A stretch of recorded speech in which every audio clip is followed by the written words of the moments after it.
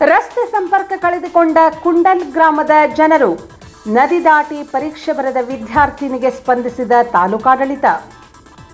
ಜೊಯ್ಡಾ ತಾಲೂಕಿನ ಅಪ್ಪರ್ ಕಾನೇರಿ ಜಲಾಶಯದ ಹಿನ್ನೀರಿನಿಂದ ಮುಳುಗಿದ ಕುಂಡಲ್ ಸೇತುವೆಯಿಂದಾಗಿ ನಡುಗಡ್ಡೆಯಾಗಿದ್ದ ಕುಂಡಲ್ ಗ್ರಾಮದಲ್ಲಿ ಸಿಲುಕಿಕೊಂಡಿದ್ದ ಪರೀಕ್ಷೆಗೆ ಹಾಜರಾಗಬೇಕಿದ್ದ ಡಿಗ್ರಿ ವಿದ್ಯಾರ್ಥಿನಿಗೆ ತಾಲೂಕು ಆಡಳಿತ ಸಮಯ ಪ್ರಜ್ಞೆಯಿಂದ ದೋಣಿ ವ್ಯವಸ್ಥೆ ಮಾಡಿ ಪರೀಕ್ಷೆ ಬರೆಯಲು ಅವಕಾಶ ಮಾಡಿಕೊಟ್ಟು ವಿದ್ಯಾರ್ಥಿನಿಯ ಭವಿಷ್ಯಕ್ಕೆ ನೆರವಾದ ಘಟನೆ ಗುರುವಾರ ನಡೆದಿದೆ.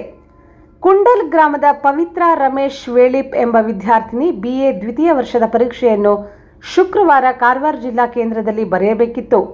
ಕುಂಡಲ್ ತನ್ನ ಮನೆಯಲ್ಲಿದ್ದ ಈಕೆಗೆ ಕಾನೇರಿ ನೀರಿನಿಂದ ಕುಂಡಲ್ ಸೇತುವೆ ಮುಳುಗಿದ್ದ ಕಾರಣ ದಾಟಲಾಗದ ಪರಿಸ್ಥಿತಿಯಲ್ಲಿದ್ದಳು. ವಿದ್ಯಾರ್ಥಿನಿಯ ತಂದೆ ರಮೇಶ್ ಕುಂಡಲ್ ಗುಡ್ಡವನ್ನು ಏರಿ ಅಲ್ಲಿ ಸಿಗುವ ಗೋವಾ ರಾಜ್ಯದ ಮೊಬೈಲ್ ನೆಟ್ವರ್ಕ್ ಅನ್ನು ಬಳಸಿ ಜೊಯ್ಡಾ ತಹಶೀಲ್ದಾರರಿಗೆ ಪರಿಸ್ಥಿತಿಯ ಕುರಿತು ವಿವರಿಸಿದ್ದಾಳೆ. ಕೂಡಲೇ ಉಪ ತಹಶೀಲ್ದಾರ್ ಗಣಪತಿ ಮೇತ್ರಿ, ಗ್ರಾಮದ ಆಡಳಿತಾಧಿಕಾರಿ ಸೈಫಾನ್ ಬಂಟನೂರು ಕಾರ್ಯಾಚರಣೆಗೊಳಿಸಿದ ತಹಶೀಲ್ದಾರ್ ಮಂಜುನಾಥ್ ಮನೋಳ್ಳಿ, ಗಣೇಶ್ ಗುಡಿಯ, ಹಾರ್ನ್ಬಿಲ್ ರೆಸಾರ್ಟ್ ಮಾಲೀಕ ಉಮೇಶ್ ಅವರ ಬೋಟ್ ಹಾಗೂ ನುರಿತ ಚಾಲಕ ಸಮೇತ ಕುಂಡಲ್ಗೆ ಧಾವಿಸಿ ವಿದ್ಯಾರ್ಥಿನಿಯನ್ನು ಬೋಟ್ ಮೂಲಕ ಕಾನೇರಿ ನದಿ ದಾಟಿಸಿ ಮುಖ್ಯ ಹೆದ್ದಾರಿ ಕೇಂದ್ರ ಕುಂಬಾರವಾಡಕ್ಕೆ ಬಿಡುವ ಮೂಲಕ ಆಕೆಯ ಶೈಕ್ಷಣಿಕ ಭವಿಷ್ಯಕ್ಕೆ ನೆರವಾಗಿದ್ದಾರೆ. ತಾಲೂಕು ಆಡಳಿತದ ಈ ಸಹಕಾರದಿಂದ ಪವಿತ್ರ ಶುಕ್ರವಾರ ನಡೆದ ತನ್ನ 2ನೇ ವರ್ಷದ ವಾರ್ಷಿಕ ಪರೀಕ್ಷೆಯ ಕನ್ನಡ ಪರೀಕ್ಷೆಗೆ ಹಾಜರಾದಳು. ತಹಶೀಲ್ದಾರರ ಮಾರ್ಗದರ್ಶನದಂತೆ ಈ ಕಾರ್ಯಾಚರಣೆಯಲ್ಲಿ ಉಪ ತಹಶೀಲ್ದಾರರಾದ ಗಣಪತಿ ಮೇತ್ರಿ, ಗ್ರಾಮ ಆಡಳಿತಾಧಿಕಾರಿ ಸೈಫಾನ್ ಬಂಟನೂರು ಹಾಗೂ ಗ್ರಾಮ ಪಂಚಾಯತ್ ಸದಸ್ಯ ಆಕಾಶ್ ಅನಸ್ಕರ್, ಗುಮಾಸ್ತ ಶಿವಾನಂದ್ ತುದೇಸಾಯಿ ಮುಂತಾದವರು ತ್ವರಿತಗತಿಯಲ್ಲಿ ಕಾರ್ಯನಿರ್ವಹಿಸಿ ಸಮಯ ಪ್ರಜ್ಞೆ ಮೆರೆದಿದ್ದಾರೆ.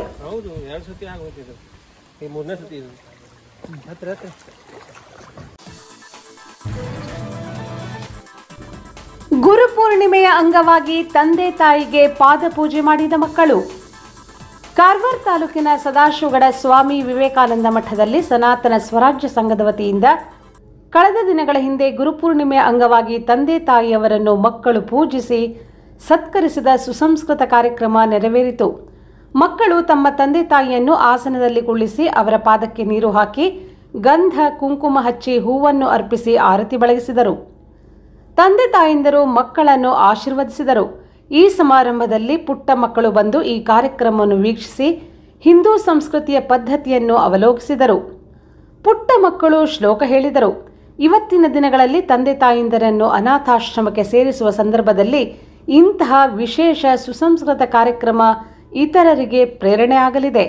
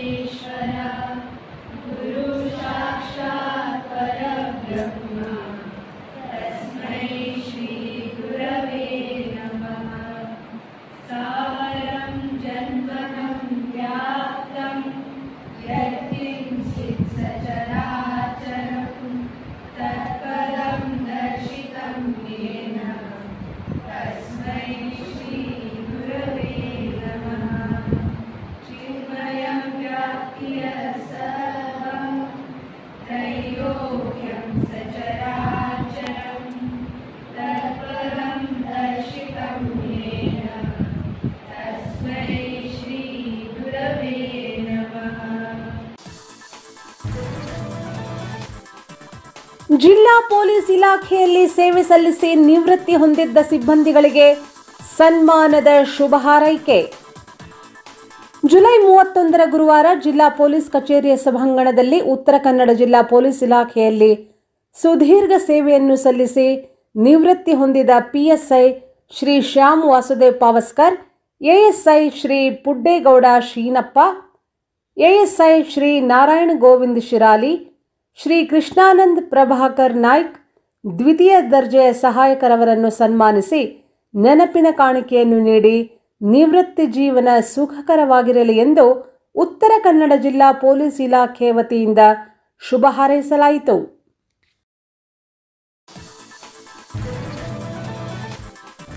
ಕೆಡಿಸಿಸಿ ಬ್ಯಾಂಕ್ ನಂದನ್ಗದ್ದ ಶಾಖೆ ಉದ್ಘಾಟಿಸಿದ ಅಧ್ಯಕ್ಷ ಶಿವರಾಮ್ ಹೆಬ್ಬಾರ್.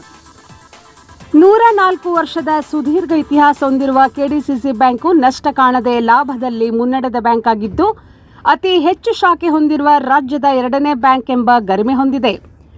ತ್ವರಿತ ಗುಣಮಟ್ಟ ಹಾಗೂ ಸುರಕ್ಷತಾ ಬ್ಯಾಂಕಿಂಗ್ ಸೇವೆಯಿಂದ ಗ್ರಾಹಕ ಸ್ನೇಹಿ ಎನಿಸಿಕೊಂಡಿರುವ ಕೆಡಿಸಿಸಿ ಬ್ಯಾಂಕ್ ಲಿಮಿಟೆಡ್ ಜಿಲ್ಲೆಯ ಜನಮಾನದಲ್ಲಿ ಶಾಶ್ವತವಾಗಿ ನೆಲೆಯೂರಿದೆ. ಕೆಡಿಸಿಸಿ ಬ್ಯಾಂಕ್ನ ಅಧ್ಯಕ್ಷ ಯಲ್ಲಾಪುರ ಶಾಸಕ ಶಿವರಾಮ್ ಹೆಬ್ಬಾರ್ ಮೆಚ್ಚುಗೆ ವ್ಯಕ್ತಪಡಿಸಿದರು. ಶುಕ್ರವಾರದಂದು ಕಾರವಾರ ನಗರದ ನಂದನ್ಗದ್ದಾದಲ್ಲಿ ನೂತನವಾಗಿ ಪ್ರಾರಂಭವಾದ ಕೆಡಿಸಿಸಿ ಬ್ಯಾಂಕ್ ಲಿಮಿಟೆಡ್ನ 72ನೆಯ ಶಾಖೆಯನ್ನು ದೀಪ ಬೆಳಗಿಸಿ ಉದ್ಘಾಟಿಸಿದ ಅವರು ಬ್ಯಾಂಕಿಂಗ್ ಗ್ರಾಹಕರು ಸಾರ್ವಜನಿಕರನ್ನು ಉದ್ದೇಶಿಸಿ ಮಾತನಾಡಿದರು. ಕೆಡಿಸಿಸಿ ಬ್ಯಾಂಕ್ ಶಾಖೆಗಳನ್ನು ಹೆಚ್ಚಿಸಿಕೊಳ್ಳುವ ಮೂಲಕ 74ಕ್ಕೆ ಬಂದು ತಲುಪಿದೆ. ಇದರಿಂದ ಬ್ಯಾಂಕಿನ ಆರ್ಥಿಕ ವ್ಯವಹಾರಗಳು ಇನ್ನಷ್ಟು ವೃದ್ಧಿಯಾಗಲಿವೆ. ನೂತನ ಶಾಖೆಗಳಿಂದಾಗಿ ಗ್ರಾಮೀಣ ಭಾಗದ ಜನರಿಗೆ ಹೆಚ್ಚಿನ ಅನುಕೂಲಕರವಾಗಿದೆ. ಶೈಕ್ಷಣಿಕ ಸಾಲ ಸೌಲಭ್ಯಗಳು ವಿದ್ಯಾರ್ಥಿಗಳಿಗೆ ವರದಾನವಾಗಿ ಪರಿಣಮಿಸಿದೆ ಎಂದರು. ಕೆಡಿಸಿಸಿ ಬ್ಯಾಂಕ್ನ ಕಾರವಾರ ನಿರ್ದೇಶಕ ಪ್ರಕಾಶ್ ಗುನ್ಗಿ ಮಾತನಾಡಿ, ಬ್ಯಾಂಕಿನ ಶ್ರೇಯೋಭಿವೃದ್ಧಿಗೆ ಸಹಕರಿಸಿದ ಬ್ಯಾಂಕಿನ ಅಧ್ಯಕ್ಷ ಶಿವರಾಮ್ ಹೆಬ್ಬಾರ್ಗೆ ಗ್ರಾಹಕರಿಗೆ ಧನ್ಯವಾದ ಅರ್ಪಿಸಿದರು. ಕಾರ್ಯಕ್ರಮದಲ್ಲಿ ಇಷ್ಟೇ ಬ್ಯಾಂಕಿನ ಏಳಿಗೆಗೆ ಕಾರಣರಾದವರಿಗೆ ಸನ್ಮಾನಿಸಿ ಗೌರವಿಸಲಾಯಿತು. ಈ ಸಂದರ್ಭದಲ್ಲಿ ಕೆಡಿಸಿಸಿ ಬ್ಯಾಂಕ್ನ ಉಪಾಧ್ಯಕ್ಷ ಮೋಹನ್ ದಾಸ್ ಜಿ ನಾಯಕ್, ವ್ಯವಸ್ಥಾಪಕ ನಿರ್ದೇಶಕ ಶ್ರೀಕಾಂತ್ ಜಿ ಭಟ್, ಅಂಕೋಲಾ ನಿರ್ದೇಶಕ ಬಾಬು ಸುಂಕೇರಿ, ಬ್ಯಾಂಕಿನ ಕಟ್ಟಡ ಮಾಲೀಕ ನಾಗರಾಜ್ ಜೋಶಿ, ಬೀರಣ್ಣ ನಾಯಕ್, ಅಂಕೋಲಾ ಹರೀಶ್ ನಾಗೇಕರ್, ಆಡಳಿತ ಮಂಡಳಿ ಸದಸ್ಯರು, ಸಿಬ್ಬಂದಿ ವರ್ಗದವರು ಹಾಗೂ ಗ್ರಾಹಕರು ಹಾಜರಿದ್ದರು.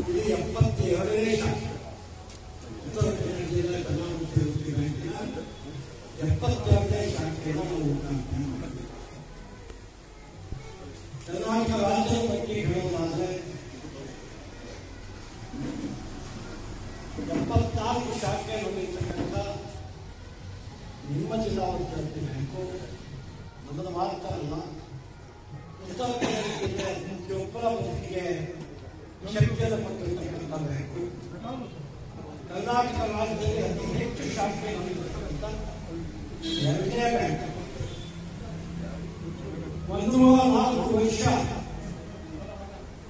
एक से 4 वर्ष इतिहास है बैंक का. 70 शाखे थे. आज बैंक 1 से 4 वर्ष 1 से 4 वर्ष का बैंक प्रॉफिट 1 वर्ष का बैंक नुकसान.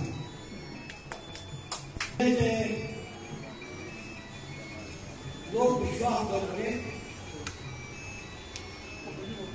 4,000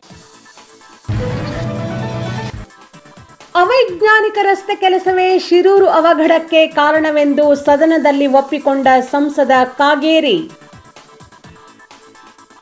ದೆಹಲಿ ಅಧಿವೇಶನದಲ್ಲಿ ಭಾಗವಹಿಸಿರುವ ಉತ್ತರ ಕನ್ನಡ ಸಂಸದ ವಿಶ್ವೇಶ್ವರ ಹೆಗಡೆ ಕಾಗೇರಿ ಪಶ್ಚಿಮ ಘಟ್ಟ ಸಂರಕ್ಷಣೆ ಬಗ್ಗೆ ಮಾತನಾಡಿದ್ದು, ಈ ವೇಳೆ ಅಂಕೋಲಾದ ಶಿರೂರಿನಲ್ಲಿ ಆದ ಗುಡ್ಡ ಕುಸಿತದ ಕುರಿತು ಪ್ರಸ್ತಾಪಿಸಿದರು. ಪಶ್ಚಿಮ ಘಟ್ಟದ ಧಾರಣಾ ಸಾಮರ್ಥ್ಯ ಅಧ್ಯಯನ ಅಗತ್ಯ ಎಂದು ಅವರು ಪ್ರತಿಪಾದಿಸಿದರು. ಈ ಭಾಗದಲ್ಲಿ ಅಭಿವೃದ್ಧಿ ಕೆಲಸ ಕೈಗೊಳ್ಳುವಾಗ ವೈಜ್ಞಾನಿಕವಾಗಿ ಕೆಲಸ ನಿರ್ವಹಿಸಬೇಕು ಎಂದು ಅವರು ಒತ್ತಾಯಿಸಿದರು. ದುರಂತದಲ್ಲಿ ಸಾವನ್ನಪ್ಪಿದ್ದವರಿಗೆ ಹಾಗೂ ತೊಂದರೆಗೆ ಒಳಗಾದವರಿಗೆ ವಿಶೇಷ ಪರಿಹಾರ ಒದಗಿಸಬೇಕು ಎಂದು ಆಗ್ರಹಿಸಿದರು. ವೈಜ್ಞಾನಿಕ ವರದಿ ಆಧರಿಸಿ ಅಭಿವೃದ್ಧಿ ಕೆಲಸ ನಡೆಯಬೇಕು. ಎನ್ಎಚ್ಐನವರು ಮಾಡುತ್ತಿರುವ ರಸ್ತೆ ಕೆಲಸ ಅವೈಜ್ಞಾನಿಕವಾಗಿರುವುದು ಹಾಗೂ ವಿಪರೀತ ಮಳೆಯಿಂದ ಈ ದುರಂತವಾಗಿದೆ ಎಂದು ಅಧಿವೇಶನಕ್ಕೆ ತಿಳಿಸಿದರು. ಇನ್ನೊಂದು ಎನ್ಡಿಆರ್ಎಫ್ ತಂಡ ಸ್ಥಳಕ್ಕೆ ಅಗತ್ಯವಿದೆ ಎಂದು ಒತ್ತಾಯಿಸಿದರು. ಈ ರೀತಿಯ ಒಂದು ವಯನಾಡ್ನಲ್ಲಾಗಿರುವಂತೆ ನಮ್ಮ ಉತ್ತರ ಕನ್ನಡದ ಅಂಕೋಲಾದ ಶಿರೂರದಲ್ಲೂ ಸಹ ಗುಡ್ಡ ಕುಸಿತವಾಗಿ 8 ಜನರ ಶವ ದೊರಕಿದೆ. ಇನ್ನು 3 ಜನರ ಶವ ದೊರಕೋದು ಬಾಕಿ ಇದೆ. ಪ್ರಧಾನಮಂತ್ರಿಗಳು, ಗೃಹ ಮಂತ್ರಿಗಳು, ರಕ್ಷಣಾ ಮಂತ್ರಿಗಳು ತಕ್ಷಣ ಸೈನ್ಯ ಕಳಿಸಿದ್ದಾರೆ. NDRF ಮತ್ತು ಸೀಬರ್ಡ್ ಅಧಿಕಾರಿಗಳೆಲ್ಲ ಹುಡುಕುವ ಕೆಲಸವನ್ನು ಸಮರ್ಪಕವಾಗಿ ಜುಲೈ 16ನೇ ತಾರೀಕಿನಿಂದಲೇ ಮಾಡ್ತಾ ಇದ್ದಾರೆ. ನಾನು ಈ ಸಂದರ್ಭದಲ್ಲಿ ಒಂದೇ ಒಂದು ಹೇಳೋದಕ್ಕೆ ಬಯಸೋದು ಅಂದರೆ ಅಭಿವೃದ್ಧಿ ಆಗಬೇಕು. ಆದರೆ ಅಭಿವೃದ್ಧಿಯನ್ನು ನಾವು ಮಾಡುವಾಗ ವೈಜ್ಞಾನಿಕವಾದ ಒಂದು ಅಧ್ಯಯನದ ವರದಿಯಿಂದ ಅಭಿವೃದ್ಧಿಯನ್ನು ಮಾಡೋದಕ್ಕೆ ಮುಂದಾಗಬೇಕು ಅಂತ ನಾನು ಕೇಳ್ಕೊಳ್ತೀನಿ. ಮತ್ತು ಪಶ್ಚಿಮ ಘಟ್ಟ ವೆಸ್ಟರ್ನ್ ಘಾಟು ಬಹಳ ಸೂಕ್ಷ್ಮವಾದಂಥ ಪ್ರದೇಶ ಇರೋದರಿಂದ ಅದರ ಕ್ಯಾರಿಂಗ್ ಕೆಪಾಸಿಟಿಯ ಒಂದು ಅಧ್ಯಯನ ಆಗುವಂಥದ್ದು ಅಗತ್ಯ ಇದೆ. ಇಲ್ಲ ಅಂದರೆ ಈಗ ಅಲ್ಲಿ ನಮ್ಮ ಅಂಕೋಲಾದ ಶಿರೂರದಲ್ಲಿ NHAIದವರು ಮಾಡ್ತಾ ಇರುವ ರಸ್ತೆಯ ಕೆಲಸ ಅವೈಜ್ಞಾನಿಕವಾಗಿದ್ದರಿಂದ ಈ ಗುಡ್ಡ ಕುಸಿತು ಮತ್ತು ಮಳೆ ಬಹಳ ದೊಡ್ಡ ಪ್ರಮಾಣದಲ್ಲಿ ಹೆಚ್ಚಾಗಿದೆ. ಇದರಿಂದ ಆಯಿತು ಅನ್ನೋದಿದೆ. ಹಾಗಾಗಿ ಮುಂದಿನ ದಿನದಲ್ಲಿ ಅಭಿವೃದ್ಧಿ ಕೆಲಸ ಮಾಡುವಾಗ ಇದಾಗಬೇಕು. ನಮ್ಮ ಜಿಲ್ಲೆಗೆ ಇನ್ನೊಂದು NDRF ತಂಡವನ್ನು ಕಳುಹಿಸಬೇಕು ನಾನು ಕೇಳ್ಕೊಳ್ತೇನೆ. ಪ್ರಧಾನಮಂತ್ರಿಗಳ ಪರಿಹಾರ ನಿಧಿಯಿಂದ ಅವರಿಗೆ